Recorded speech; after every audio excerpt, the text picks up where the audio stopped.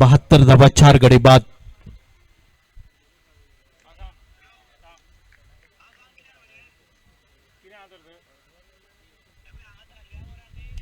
फुल toss inside out sweeper cover वरती धडाकेबाज फटका आपल्याला पाहायला मिळतोय. चेंडू सीमा पार षटकार.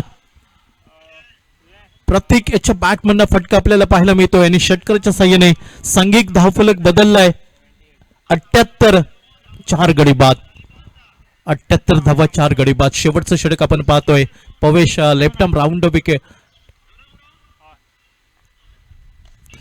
पुन्हा एकदा लोअर फुल टच चेंडू घुटना टेक तमाशा देख डीप लॉंग ऑफ वरती बॅक टू बॅक दुसरा मोठा फटका. पवेश वरती आक्रमण चढवलंय प्रतीकने आणि प्रतीक सटीक फलंदाजी करताना आपल्याला पाहायला मिळतोय. षटकारच्या साह्याने धावफलक बदललाय. 84 4 गडी बाद. 3 चेंडूंचा खेळ बाकी असेल. पहिल्या सामन्यामध्ये 94 धावा उभ्या केल्या होत्या. या सामन्यामध्ये पाहावं लागेल 96 कुळी मराठा वेंगुर्ला क्रिकेट टीम किती धावा जमवतोय, किती धावांचं लक्ष रॉयल स्टार कानकोना क्रिकेट संघासमोर उभं केलं जाईल. हो यावेळी चांगला फटका इनसाइड आउट कलात्मक फटका म्हणावं लागेल आणि सलग तिसरा षटकार आपल्याला पाहायला मिळतोय फलंदाज प्रतीकच्या बॅटमधना. सांघिक धावसंख्या पोहोचली आहे 90च्या घरामध्ये. 90 धावा 4 गडी बाद. अजूनही या षटकातील 2 चेंडूचा खेळ बाकी असेल.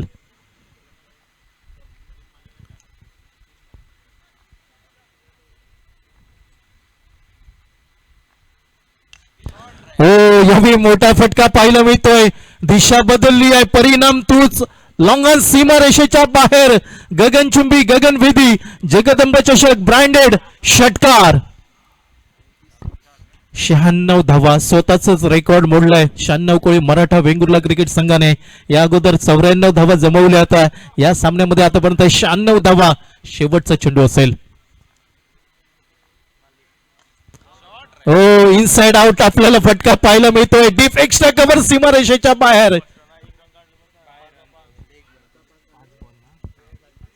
सलग 5 चेंडूंवरती 5 षटकार ठोकले प्रतीकने.